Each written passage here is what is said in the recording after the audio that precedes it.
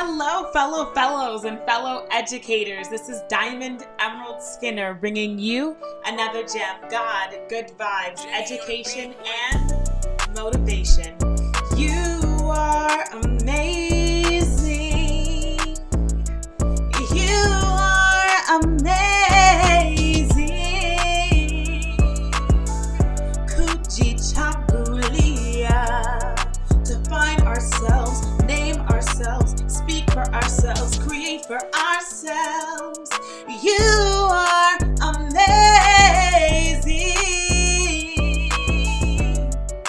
Did you know that, teacher? You. Yeah, you. First grade teacher figuring out how to engage kids online. High school teacher figuring out how to write a transition plan for a child that you've barely seen. Middle school teacher trying to educate kids in person and virtually, sometimes at the same time. Math teacher figuring out how to work a virtual whiteboard and also identifying and letting kids show their work using their camera instead of having to show their face. Art teachers for identifying ways for kids to do art at home and unlock their potential and also deal with their stress. Social studies teachers, we just had to teach about an election amidst an election while also not exposing our biases and not throwing up every second of the day. Every single teacher, every single student, every single human being in America has just come over a huge hurdle of anxiety, and we also have a lot of work to do now. So as we prepare for that work and as we celebrate, I just want to remind you, in case no one has told you in the last 24 hours, you are amazing.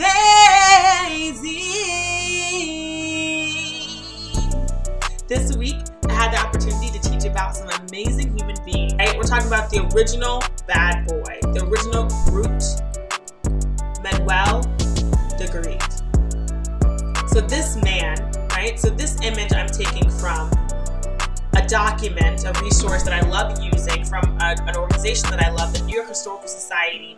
They produced a unit curriculum on enslavement in New York City. So we have these great primary resources to use to engage our students with, and they've also compiled primary resources and created life stories of enslaved Africans who lived on the continent of North America during the period of enslavement, and particularly in New Amsterdam. This man, his name is Groot Manuel de Groot, or de Gerrit, depending on how you choose to pronounce it. And his story is phenomenal. He was a sailor. He was a man who lived in New Amsterdam amongst other blacks, some enslaved, some free, some were working, right? It was a very diverse system. And during this time, there was a fight that broke out during a brawl, during a night at a tavern, right? You know, people always drinking, always fighting. So a fight broke out. The white people are like, oh, these Negroes shouldn't be fighting. Let's do something about that. Let's, take one of them and get the truth, and we'll punish him. That's what they did a lot, right? If people are acting up, they would take one of us and make us an example and torture us to keep the rest of us in line. Pay attention to history. So they took Groot, right? And his name was Groot because he was so big, right? His neck was thick, his head was big, his shoulders were broad, he had big thunder thighs, as we would call them. He was a big, beautiful black man, right? And so they took him because, of course, he's the one that started it. That's what they thought. They wanted him to confess, to say who did it, or to tell them that he did it. He refused. He didn't give up anyone. So like, you know what? We're going to hang you. We're going to hang you and make you an example. In the text, it says they put a noose around his neck. One of my students, a black male child in particular, had misread the word. So another black male child actually had to correct him and tell him what that word meant. It's extremely important that they know what a noose is. Not because they need to know how their ancestors were decimated, because they need to understand that in 2020 that someone may use that word or that symbol to oppress them, to abuse them, to threaten them. They need to know what it is. So I'm glad also that another student taught it. If there's another student who knows something, I shut up. Because they can understand what each other are saying much more clear than if it comes from my mouth. So for the instance, they didn't know what a noose was. It was extremely important that I tell you exactly what a noose is. And I explain to you how I explain to them. I use my body, my physical body, as evidence in the classroom all the time. It's taken years to become comfortable with that type of vulnerability. But now I sacrifice myself every single day. I bring my whole self to my class and I use my experiences in my body to teach. So for instance, that day I was wearing this scarf around my neck because I'm cold all the time. So as my other student explained what a noose was, I lifted up my scarf to demonstrate.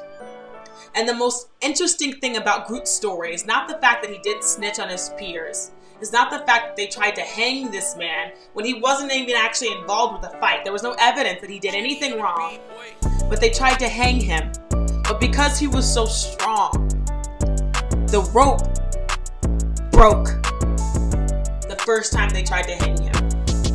Didn't work. So they tried again. I'm telling the kids. They took a rope, wrapped it around his neck.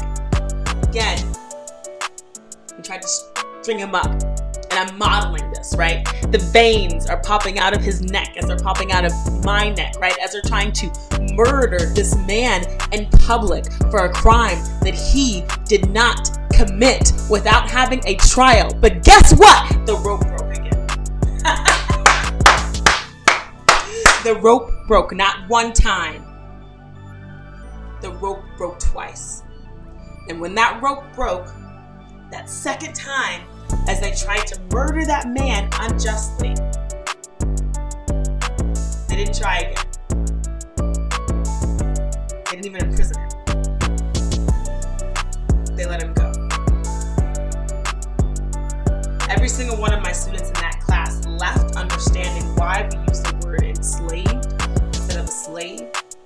They understand the story of an enslaved African in New York City, in New Amsterdam, to be clear. And they know his name was Groot and Wild Degree, not just some person, some slave who broke a tool or committed a crime or tried to riot. But because of the primary resources, the New York Historical Society, because of the curriculum writing of my team at my middle school, because of my willingness to put my body on the line and demonstrate with them the physicality of what happens to people that look like me. My children have a deeper sense of themselves because, mind you, the majority of the students in that class in particular did identify as Black, but it mattered not. I taught that lesson multiple times that day, and I taught it with just as much fervor. But that's actually the only time I physically demonstrated what happened, because I knew that I had to.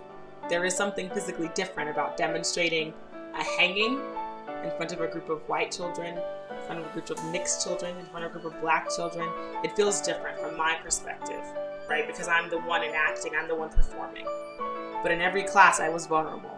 In every class, I was very prevalent about my space in history, my space in this time, and my charge and what they're supposed to do to make this world a better place. I'm teaching them because I believe in them. I trust them. I'm counting on them to take everything that I'm pouring out and to continue it, to pass it on, to be good stewards of it, to make this place inhabitable for my children. We did amazing work last week, and so did you. And we're going to do amazing work this week as well. So don't you dare doubt yourself, teacher. You made it to November. People didn't even think we would make it this far. We might have not even thought we would make it this far, but we did. Be thick-necked like Groot.